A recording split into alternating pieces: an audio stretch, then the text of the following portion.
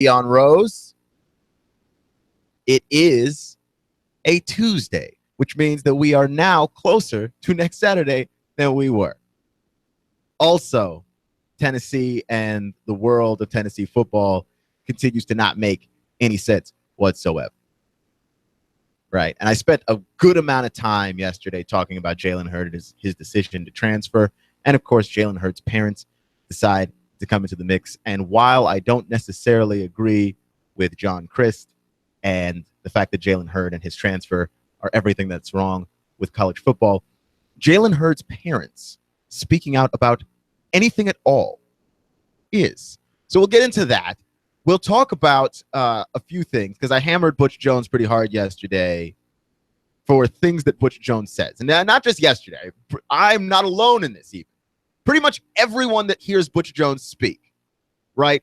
If you could punch his words as they were marching out of his face, you would do it. You would just go to fisticuffs with the things that he's saying because they're cliched, they're boring, they make no sense in the context of what it is that you are seeing a lot of times. And even when Butch Jones is angry and coming off as emotional, he still has these robotic sayings that keep marching their way on out. And so it is annoying to listen to and just kind of hard to listen to, especially when the team's losing. You have a little bit less of a problem with this if the team is winning. You know, run out as many cliches as you want. But at some point, you're going to have to say something of substance when the team is losing because people want answers. And you are on a 3-game losing streak. Tennessee Tech coming up. Hopefully to put you back in that win column. According to, I believe, FPI, you have a 99.4% chance of beating Tennessee Tech if you're Tennessee, as you should. I would say 100%. I'm not this person that just believes that everybody's got a chance. I would say 100%. There's zero chance that you lose to Tennessee Tech. And if you do, the whole house is coming down on Butch Jones' head. It is the only scenario in which he gets fired. By my calculations, by my intensely rigorous calculations, there is the only situation by which Butch Jones get fired. But Butch Jones is not the only coach that says stuff that bothers me, which may be what it seems, right? It may seem like Butch Jones is the only coach out there saying ridiculous stuff. But if you pay attention to this show, if you get a chance to listen to it on Hot 1240, Hot News Talk Radio, I get in on Jim Harbaugh fairly frequently. Jim Harbaugh, who brought his glove to Game 6 of the World Series as though he were going to catch a baseball and that he needed his glove if you were going to catch one. Little kids bring gloves to games, man. Little kids want to be a part of the game. When you're an adult, when you're a grown up, you go to the game as a spectator. If the ball happens to fly your way, barehanded. You know why? Because you're not actually out on the field diving for anything. There is nothing so strenuous that requires you to actually have a glove like the players on the field do. Nothing whatsoever. This is Jim Harbaugh. He is a gigantic man-child. Nothing has changed. He continues to be this. And I go after him for that. But I also get after Nick Saban a lot. And today's not any different. Nick Saban said some things that if Butch Jones said them, we'd be killing him. But because he's Nick Saban, we're letting it slide. Nick Saban is in that same stratosphere with Kobe Bryant, where we just let this man get away with whatever it is that he wants to. Oh, yeah, you want to call yourself the Black Mamba? Go on right ahead. The Nick Saban saying ridiculous stuff in a press conference. But we'll get to those things in a little bit. Also, Game 7 of the World Series is tonight. Do or die for both teams. And I think that I have the answer to who's going to win this, even though predicting games is stupid. I partake in the stupid because it's fun. That's what sports are about, man. It could be worse. I could be covering the election, right? I don't even know how Sean Hannity wakes up out of his bed every single day to do whatever it is that he does. That is so depressing. This entire political cycle. Oh, man. Just horrid. Anyhow, you're listening to Hot 1240, Hot News Talk Radio, Clutch with Keon Rose. Thank you for joining me. Make sure to check us out on Facebook, Twitter, and YouTube. You can stream all of our local shows on YouTube, plus on Facebook and our website, Noogaradio.com. You can stream all of the programs, every single one, coast to coast. Alex Jones, Sean Hannity, Colin Cowherd. Take your pick. Take your pick. And also the TuneIn Radio app. That is the TuneIn Radio app in your favorite app store. Simply search Hot News Talk Radio in the app. Give us a favorite and press play. You'll have Hot News Talk Radio everywhere you go. That's Hot News Talk Radio and the TuneIn Radio app. Listen like you mean it. Hot News Talk Radio, also the home of the most football in Chattanooga. Tune in on any given weekend and imagine a world where basically it's just football, because that's what we've got going for you every single weekend. Also, Nick Saban. I'm going to get back to Nick Saban because Nick Saban said an interesting thing in his press conference earlier that had Butch Jones said it, right? Because we give Butch Jones a lot of flack for saying things that are weird, and they're only weird because they're forced cliches, and the cliches don't often fit the mood or the scenario with which he is trying to connect. Here's Nick Saban talking about LSU. Nick Saban is talking about LSU, and he says, in his mind, LSU is arguably an undefeated team, which I can understand where he's coming from with that, right? LSU starts the season 2-2, but they haven't lost a single game since Ed Orgeron became the interim head coach of that football team. And so you could argue that this version of the football team, right, the post 2-2 version of the football team, is different from the pre 2-2 version of the football team. It's certainly scoring more points. It's winning more games. It is a better team, and I'll give you that. But if a team was undefeated,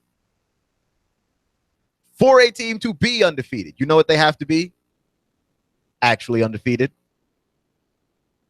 Teams do get a boost when they have a coaching change in the middle of the season, especially if that coach is able to capitalize on certain talents and abilities that the last coach was not able to, which Les Miles certainly wasn't, because of Les Miles' offense that he decided to run out there. Well, not necessarily his offense, Cam Cameron's offense, that Les Miles allowed to happen to be that way, even though Cam Cameron is a crazy person, and you would think if Cam Cameron were really running the offense that Cam Cameron wanted to run, there'd be a lot more points scored at LSU. You would think so, but no, we never had that. And now we have a situation here where Nick Saban believes LSU to be a arguably undefeated team, which is asinine in the respect that no, they are not. Under Ed Orgeron is playing much better football. They are consisted of the same players, though. And in that game against Wisconsin, you could go to play calling if you want to, but there were plays there for this team to make, and they didn't make it. Right? Like, you've got two losses. The other loss, there were plays to be made in the Auburn game, and LSU didn't make it. They're not just suddenly making more plays. They've been revamped, but the same team that wasn't able to make plays in a close game against Auburn and a close game against Wisconsin, these are the same players playing for this team. There is an argument to be made for improvement as a season goes along. This team is certainly not the team that started the season in terms of how they play, but they are the same team that started the season in terms of who they are playing. And in that regard, this team is a two-loss football team. I am a big believer in you are what your record says you are. If you are undefeated, there's a number of things for that. It could be that you're playing well and that we don't have a big enough sample size. And as soon as we get a big enough sample size, we will find out what you really are, right? Tennessee, when they were 5-0, they were 5-0. And I think that speaks for itself. But when you're 5-3, that also speaks for itself. This is Hot 1240, Hot News Talk Radio, Clutch with Keon Rose, home of the most insightful local sports talk on the air. Just on the air. There we go. I don't often toot my own horn like that, but this is how we're doing that, right?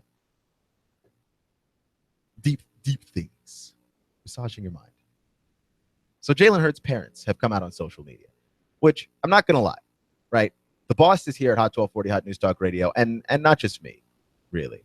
They get on me about being on social media, updating the Facebook page and all that, because it's very important. To be a radio station, you have to have a presence basically everywhere in the modern age of media.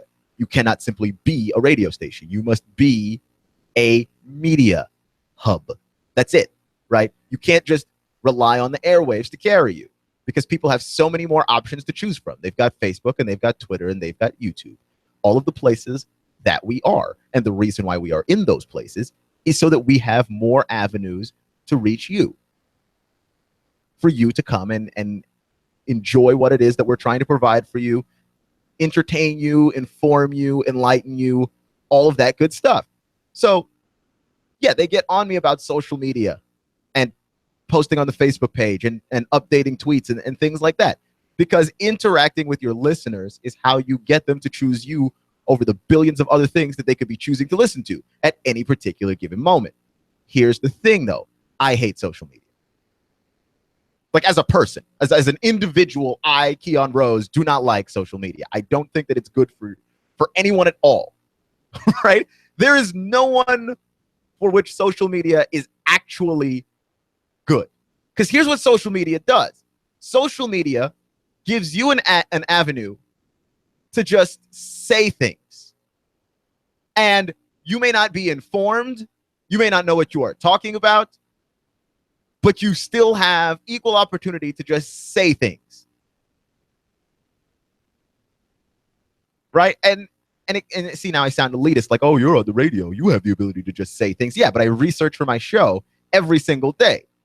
I don't get to come on the radio and be uninformed because I won't be on the radio very long. You can be uninformed as much as you want on Facebook, and nothing is going to stop you from getting on Facebook again tomorrow and being wrong, and going on Facebook the next day and being wrong. But another thing that social media does that I really, really, really don't like is that it makes everything in life a highlight reel. Basically, you just see everybody else's best moments. You see all of the good that's happening in their lives. Oh, look, they're getting married. Oh, look, they're having another kid. Oh, look, they bought a new car. And you're seeing all of these things and feeling pretty bad about yourself because, you know, you have a job, but maybe you're struggling at work. Maybe your marriage isn't doing well. But you're not going to post all these things on Facebook.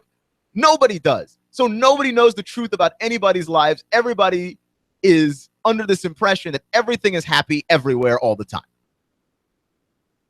which is such a hurtful thing to society, but also so incredibly pointless that I cannot stand it. And I really don't like to. And I don't update my own personal Facebook page except for more stuff with work. All right, I go to the Facebook page, I read the comments, I try to reply. Got to get more sports stuff on there. I understand that. But it's still a level of we've got to reach people. Okay. Even though Cam Cameron is a crazy person, and you would think if Cam Cameron were really running the offense that Cam Cameron wanted to run, there'd be a lot more points scored at LSU. You would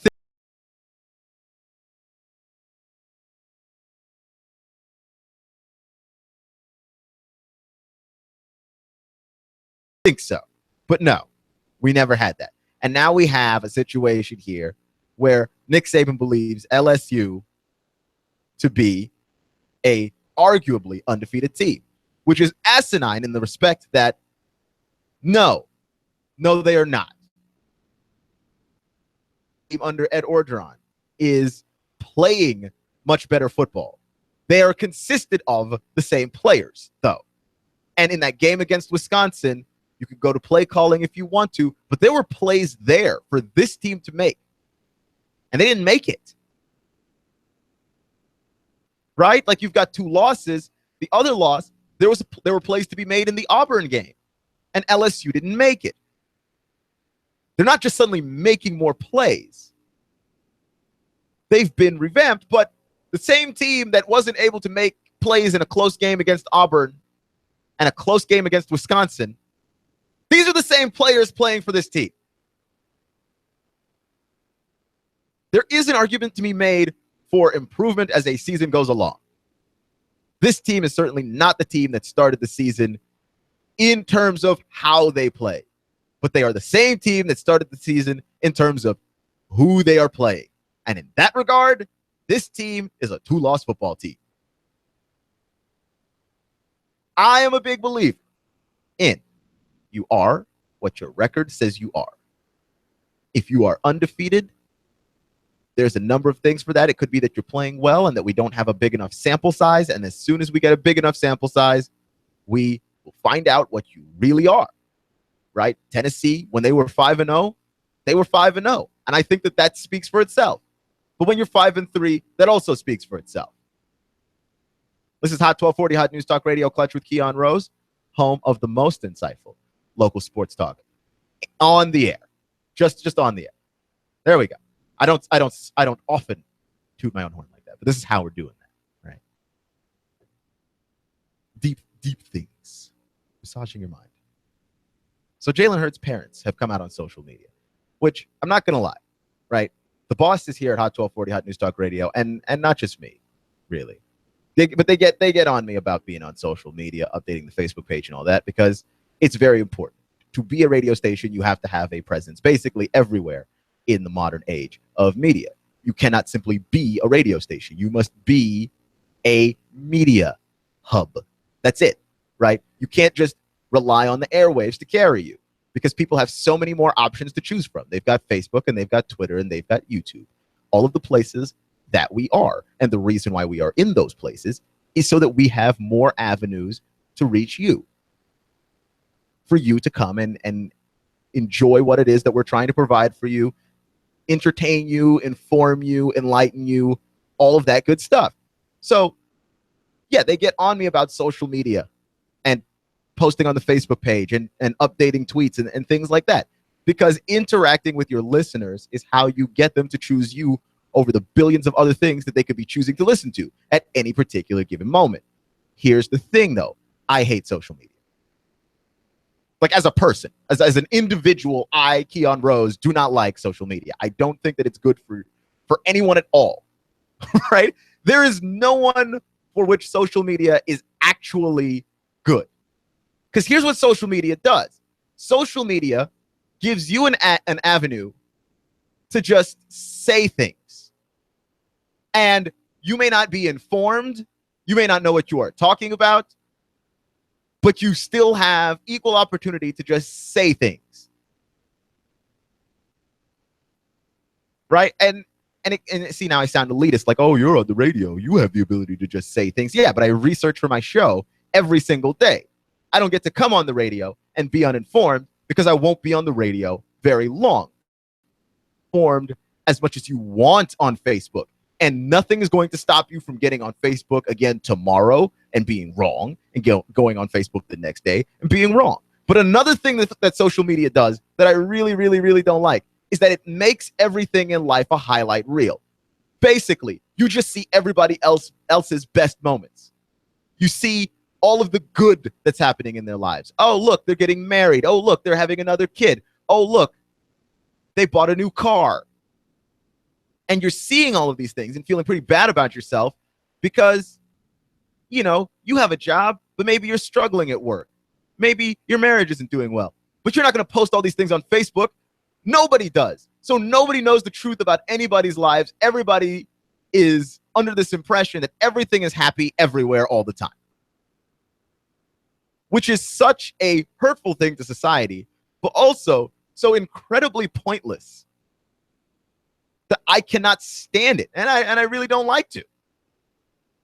And I don't update my own personal Facebook page except for more stuff with work. All right, I go to the Facebook page, I read the comments, I try to reply. Got to get more sports stuff on there. I understand that, but it's still a level of we've got to reach people. But we're a radio station. Right? ESPN's doing it.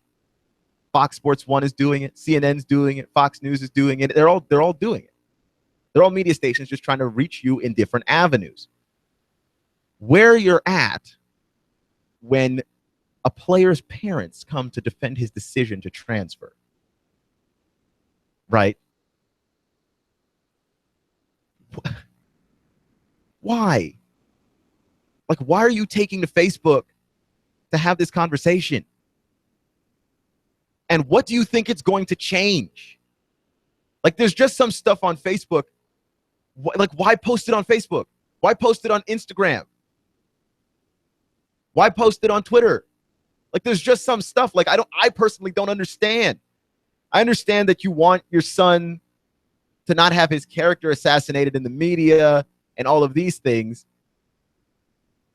But Jalen Hurd's mother and her rant on Facebook, and it's not really a rant, it's just, you know, she wants to know, she wants everybody to know that he's making his own decision. She's got nothing to do with it. You don't always agree with your kid's decisions, yada, yada, yada, yada. Why? Like, who does that help, actually?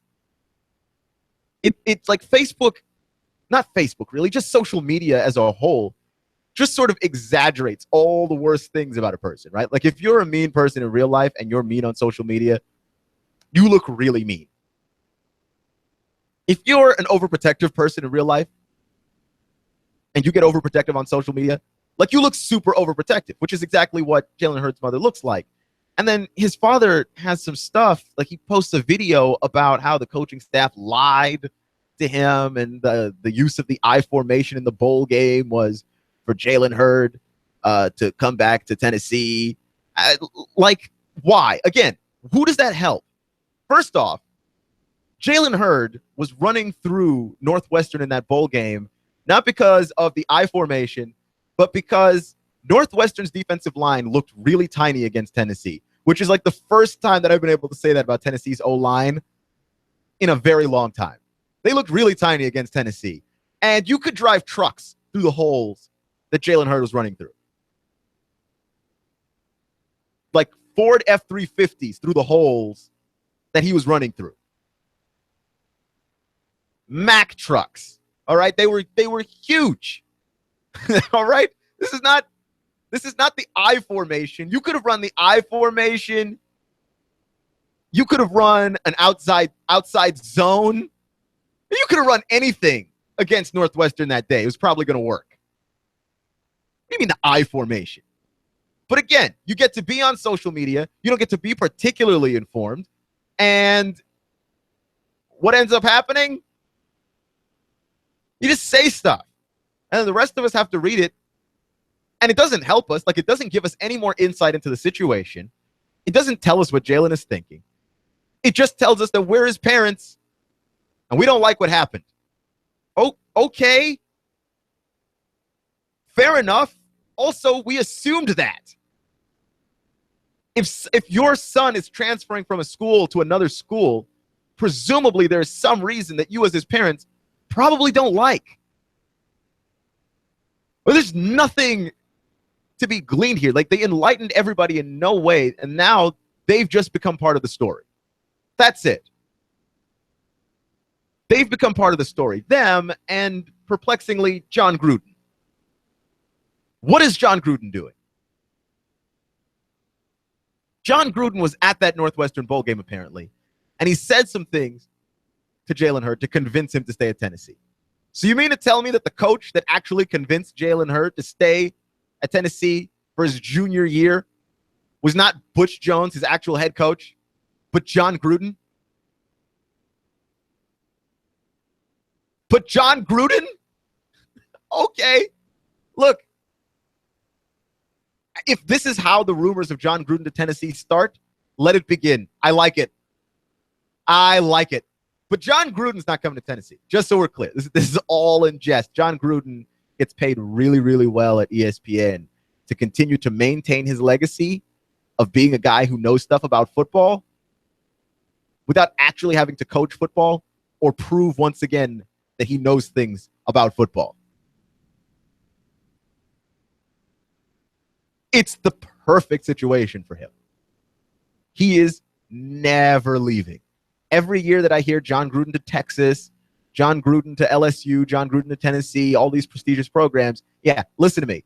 John Gruden is never, ever, ever leaving the four-letter network because they pay him too well and he doesn't have to do anything as intensely as being a head coach. Why on earth would you be a head coach if you didn't have to? That job is so stressful. And he makes like 5 times that at ESPN. Why would you ever? Why on earth would you ever? No, he's not coming to Tennessee or anywhere else. All right. But John Gruden convincing Jalen Hurd to stay at Tennessee is the single most hilarious thing I've ever seen. But also people talking about Jalen Hurd being a quitter. I strongly disagree. You mean to tell me you wouldn't have thought Jalen Hurd was a quitter if he had left at the end of last season? Because this team was being built as something. This team was being built in a sort of way that suggests that Jalen Hurd was one of the cornerstones, one of those pieces, and he was. As a freshman, right? Jalen Hurd is one of those guys that helped to carry Tennessee and Butch Jones in this sort of new era of Vols football where the Vols are actually good. And Jalen Hurd, had he left at the end of last season, I think a lot of you would still think of him as a quitter. Instead, he sticks around a little bit longer than he planned, decides to transfer in the middle of the season, and the problems are here. You're listening to Hot 1240, Hot News Talk Radio, Clutch with Keon Rose. Game 7 of the World Series is tonight. Who you got? Next.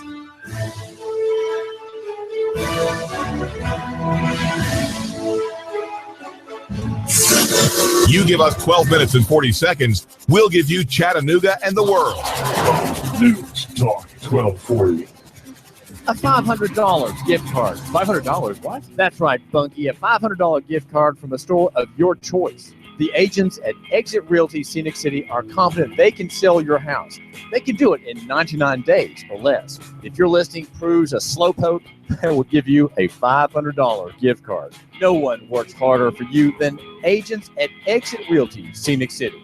Licensed in Tennessee and Georgia. Exit sells quickly all types of commercial and residential properties and vacant land. Looking for a dream home, or maybe you're just a first-time home buyer? Let an agent get you started today on your house search. If you're a real estate agent looking for a change, see what Exit can do for you. Training, technology, branding, culture, and financial freedom. Again, Exit Realty Scenic City. Call 423-551-EXIT to learn more. Call 423-551-EXIT and learn more. Terms and restrictions may apply. Cash, cash, cash, and more cash. Rick Davis has the cash when you sell gold, silver, diamonds, rings, and jewelry. Sell Rick your precious metals today and lock in your price. Hey, Rick Davis will trade your cash for shiny, brilliant, and heavy gold. Gold cheaper now by $100 an ounce. Join the Rick Davis Silver Bonanza too. Prices so low, the Lone Ranger is bound to gallop in, Kimosabe. Hey-ho, silver, away! The markets are changing, so buy now. Cash, cash, cash, and more cash for your silver and gold, gold, gold. Rick Davis, 5301 Brainerd Road. That's 5301 Brainerd Road. Rick Davis Gold and Diamonds. Oh, and cash, cash, cash. You know where it is. Hey-ho, silver, away! You want more business. You want to increase your bottom line. You want to spend less on advertising, imaging your business, and general expenses. You need Trade Bank. Trade Bank of Chattanooga. Trade Bank. Call now to get access to nearly 400 local businesses. Trade Bank. Call 877-2202. 877-2202. Trade Bank. You want to increase your cash flow, your competitive edge, attract new customers, and build a loyal customer base. You need Trade Bank of Chattanooga. Call right now. 877-2202. When you join Trade Bank, you'll get the benefit of free advertising in our monthly magazine, tradebank.com, emails, and mailouts. Join Trade Bank now and receive your Trade Bank debit card with trade credits to spend any way you want with our wide variety of Trade Bank partners. For almost 30 years, Trade Bank has been your voice for small business, a member of the American Bankers Association, and in good standing with you. Trade Bank of Chattanooga. Call now for a free consultation. 877-2202. That's 877-2202. Trade Bank of Chattanooga. Expect fair to partly cloudy skies to continue through your nighttime. Much milder lows, only 58 to 60. Now for your Thursday, expect increasing clouds. Still warm, highs 80 to 82. Could see a late sprinkle or light shower, but not much. Then breezy and cooler on Friday with highs closer to 70.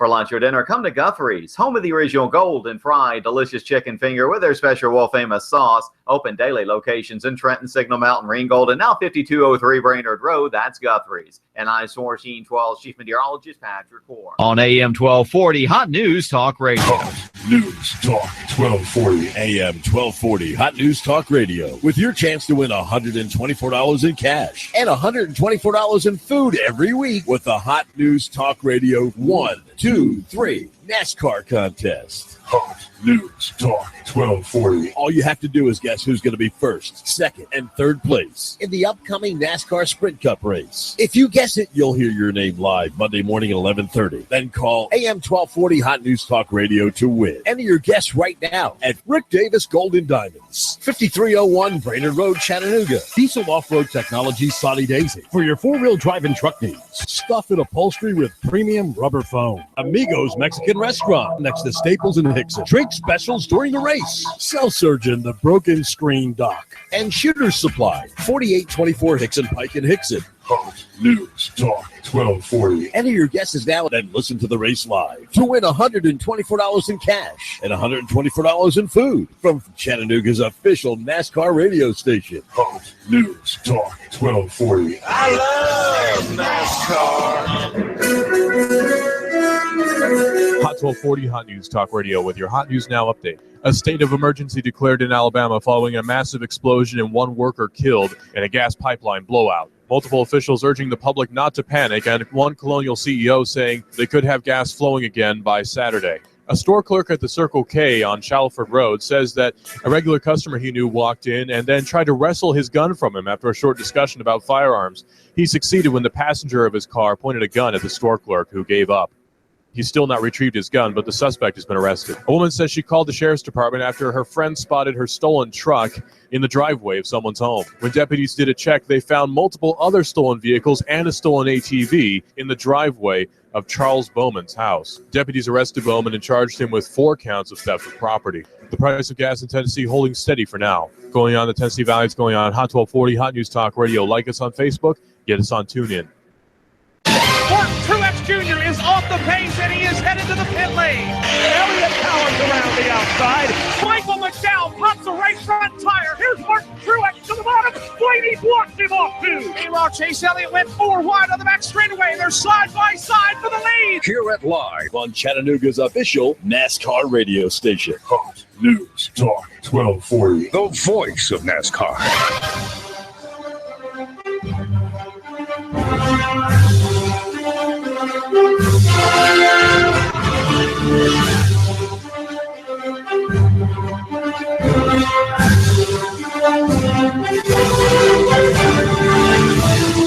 It's kind of hard to believe. In 2 weeks, the Mocs are going to be playing the Crimson Tide. How do you like that? And they're expected to make $500,000 to do so, which is a nice chunk of change if you are that athletic department.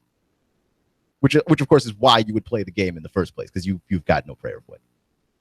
But before Alabama takes on UTC, Alabama must play LSU, a team that can beat them.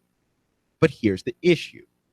Every week that Alabama plays somebody that I think is good, I lay out a blueprint of how I think they can beat Alabama, and then Alabama takes this blueprint that I created, takes out a match, pours the blueprint, pours gasoline all over the blueprint, and then lights it on fire. And it happens consistently, week after week after week, to where I'm like, should I actually explain how a team can beat Alabama now? Because I feel like we know what the formula is. The formula for Alabama is don't do anything that Nick Saban has ever done before, right? Start a freshman quarterback because he's good. Go ahead and let the guy run. He's a quarterback, but we're going to run him like a running back behind our offensive line. Oh, by the way, when he throws, he's going to have 142.7% passer rating. Like none of the things that have ever been Alabama staples before are true. But we're not going to just do that. We're going to add that to everything that was already good about Alabama, like our suffocating defense or the fact that our offensive line is consistent of NFL players. How do you beat a team like that? Right? And you're looking at LSU, who's playing some of the best football that they've played in years, much less this season. They're putting up points. Their defense also suffocating. And I don't know that they're going to be able to slow down Jalen Hurts. And it's not like LSU hasn't dealt with mobile quarterbacks before, like every time they play Jacksonville State. There's one. LSU can deal with Jalen Hurts, sort of. But Jalen Hurts is so athletic and so fast. And also, he's a great football runner. He's not one of those guys that's just in a straight line. He's putting his foot in the ground. He's giving him a little shake. He's making guys miss. It's hard to bring him down. Look, I don't know how you're supposed to beat this team. I'm taking the opposite approach because every week I lay out how a team can beat Alabama, and Alabama tears them to pieces. Here's what I'm doing this week. I don't know if it can happen. This is the best team to play them. Wouldn't have said that at the beginning of the season, but LSU being a top 15 team right now, you can honestly easily say that now. LSU has a lot less of the problems defensively that A&M had. But, like, you have to consistently hang in there with Alabama. A&M hung in there for 2.5 quarters. Unfortunately, a football game is 4 quarters long. You can't just hang in there. You've got to take control at some point. And none of the teams that Alabama has faced outside of Ole Miss have ever had control. And Ole Miss blew that in a way that just, I don't know why either. When I watched that game, it never felt like Ole Miss was going to keep that lead. And I don't know why. Like, it wasn't surprising that Alabama came back.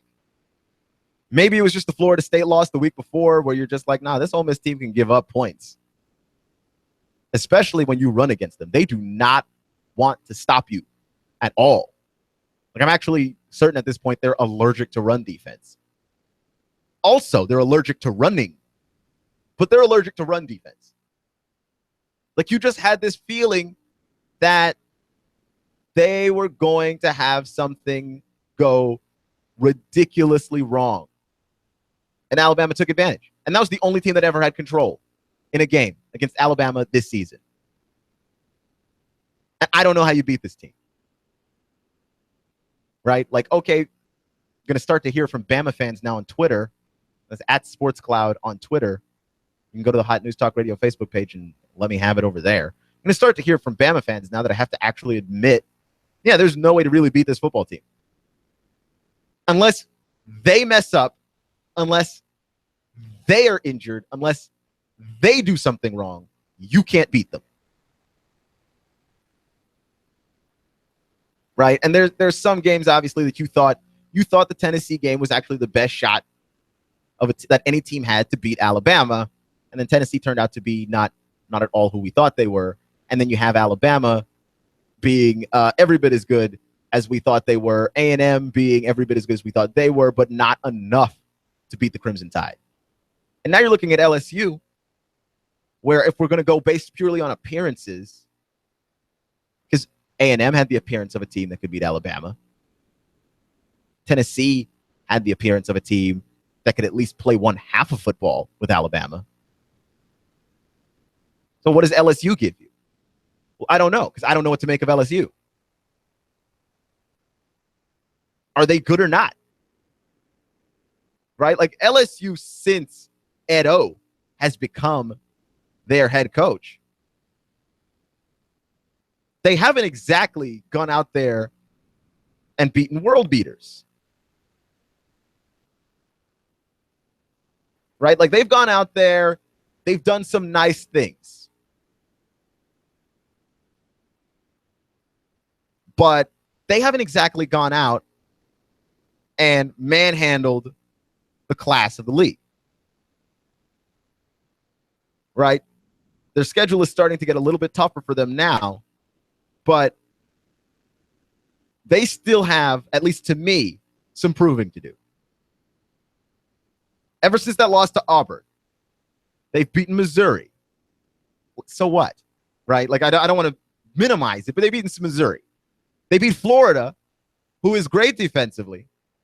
Or no, that game is actually rescheduled. I'm sorry, I don't know where I came from on the thing.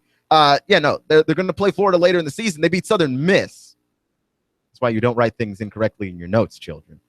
They beat Southern Miss 45-10. Again, so what? Ole Miss, they beat 38-21, but Ole Miss is a shell of itself at this point.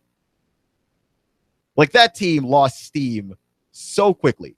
The wheels came off the tracks for Ole Miss, and they're not getting on the rest of the season. It's over, right? Like, that team doesn't even look motivated most weeks to beat whoever is in front of them, because they had playoff aspirations when your quarterback is a Heisman Trophy candidate and someone considered to be possibly even a front runner for that trophy. You consider yourself as having a puncher's chance of making it. Plus, this is supposed to be an Alabama down year and all of that stuff, and you're Ole Miss, and you're going, well, we were supposed to make it to the playoff, maybe, and now we don't even have a chance, and we lost that chance pretty early on in the season. Pushing around that team doesn't really mean that much to me, which is why I'm telling you, I don't know if LSU is actually a good team. And the thing to note is Nick Saban's comments about them being arguably undefeated, I'm still not sure about, because Wisconsin turned out to be a pretty solid football team, and they lost to them. They lost to Auburn, who's also turned their season around. So the two good teams, quote unquote, on their schedule, they've lost to. And then when you look at everything else on their schedule, Jacksonville State, they won, but they're supposed to beat Jacksonville State. Miss State, this season, Miss State's horrible. Should beat them. Did beat them, should beat them. Only by 3. Beat Missouri. Beat Southern Miss. Beat Ole Miss. These are schools that you ought to be beating, right? And then you've got Alabama.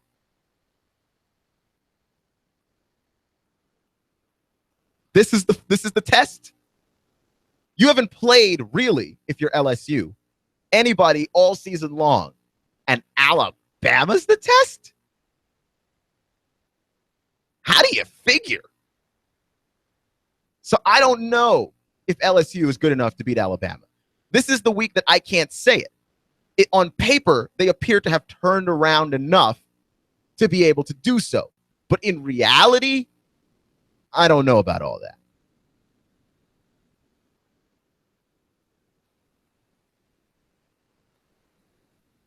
I don't know. I can't go around proclaiming that. And I'm looking at the rest of Alabama's schedule and going, well, if LSU can't do it, who's left? Alabama's got Miss State, which is okay. Not them. They have the Mocs. So they basically exchanged $500,000 for a victory. They've got Auburn. Auburn looking better now, and the Iron Bowl. With rivalries, who even knows? And the SEC title game. I'm not going to put all my hopes and dreams into LSU, who, under this head coach, the arguably undefeated team, according to Nick Saban, hasn't actually beaten anybody that great. Can you now see the problem? You're listening to Hot 1240, Hot News Talk Radio, Clutch with Keon Rose. Game 7 of the World Series tonight. Here's the thing. I was talking about whoever was supposed to be pitching yesterday for both teams. I thought it was going to be Kluber and Tomlin. And wouldn't you know, they switched it up on me. All right, because I pulled all my information from the CBS Sports app, which is a fantastic app and has not ever let me down before this. And then I get to turn on Game 6 of the World Series, And who's pitching for the Cubbies but Jake Arrieta, rendering my entire take from yesterday about the Cubs completely worthless. Because Jake Arrieta did pitch. And as I thought, you don't wait till Game 7 to play Jake Arrieta because you need him in Game 6 to have a Game 7. So they pitched him in Game 6, and wouldn't you know it, we're now at Game 7, the final game of the World Series. I think the Indians got this one. Like, you'd have to think so, right? They're going back to Chicago. Or check that. You're still in Cleveland, right? For the 2-3-2, because the MLB is not the NBA. Haven't switched away from that yet. Grow up, baseball. So you've got that, and so you've still got Schwarber hitting. But here's the thing. This entire postseason, has anybody hit Kluber? Really, consistently hit Kluber? Because they haven't. And it's not like this guy's just having a run. This is some Madison Bumgarner level stuff, man. That's how good his stuff is. He does whatever he wants with the baseball. Now, yesterday, I actually thought the Indians played well. They just let it all go in the first 2 innings. That's where they lost the ball game. And we all know that that's a thing in baseball. You can lose a baseball game darn near instantly early in the game. They lost that game early on. They lost it in the first and second inning because of horrible defense, not necessarily even bad pitching, because there were some errors that happened that really didn't need to happen. And then, of course, you know, you've got Baez out there balling out. Dude almost hits the cycle in a baseball game in a World Series. No one has ever hit the cycle in the postseason. He almost hit the cycle in the World Series in Game 6, must-win ball game.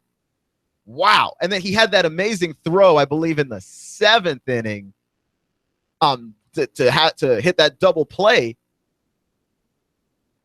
that stopped the Indians from continuing to score, because the Indians were getting a little bit hot there. They had scored a run. They had the bases. They had a guy on second, or on first, headed to second, and it was an opportunity here to get a lot of guys on base, possibly load up the bases, and get back into this ball game. And every time the Indians tried to make a run, some Chicago Cubs stepped up and made a play, whether it was Baez, who was absolutely tremendous in that game, whether it was Joe Madden managing. He made a risky move in the 7th inning of that game, going to put in Aroldis Chapman, who is your closer. You cannot mess around with that stuff, right? Aroldis Chapman is out here pitching in the triple digits. Dude is throwing 101, 102 mile-per-hour fastballs. So he's got like 20 pitches in him. And we were starting to get to the end of Aroldis Chapman there in the 9th, but they hung on. And when Madden put Chapman in the game, it completely killed any of the momentum that the Indians were gaining there in the 7th. They were looking like they were trying to climb back into the baseball game, and bloops, Aroldis Chapman. You can't hit that guy.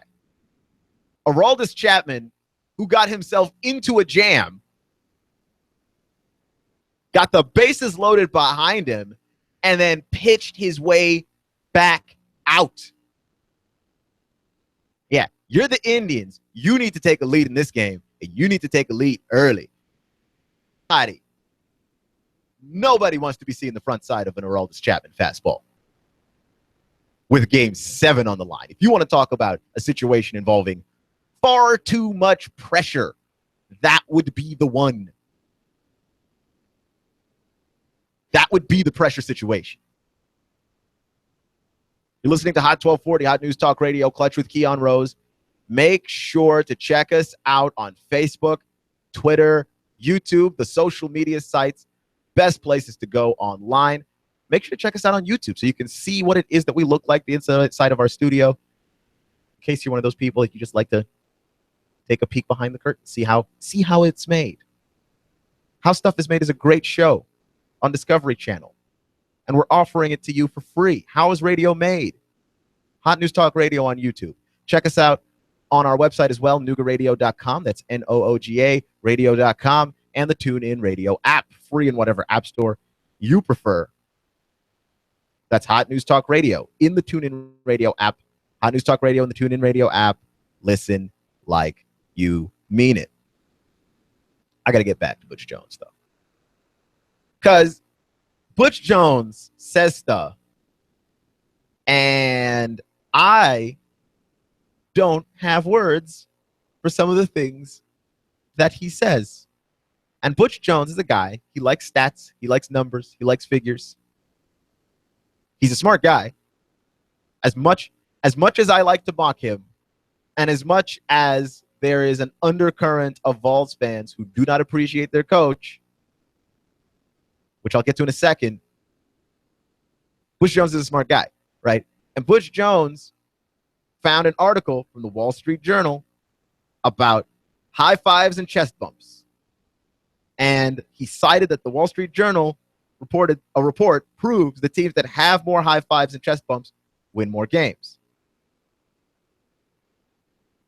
And so he wants to find his team having the kind of energy to have more high fives and more chest bumps. Now, I took statistics once, and I failed it miserably. Also, I took economics, which I did not fail. And both of those classes taught me one thing about reading into statistics. Correlation does not equal causation. Simply because something is true doesn't mean that it is the cause of something being true. Having more high fives and chest bumps doesn't necessarily cause you to win more games. Sometimes winning more games means that you high five and chest bump more. And I understand where Butch Jones' heart is, but what is that? But what is that really, dude? I don't understand it. And it's stuff like this that makes people turn on you. When you just say stuff like, I need my team to have more energy and have more chest bumps and high fives, because I read in this here article, the teams that chest bump and high five more have more wins. That is like a shower thought that you had in the morning.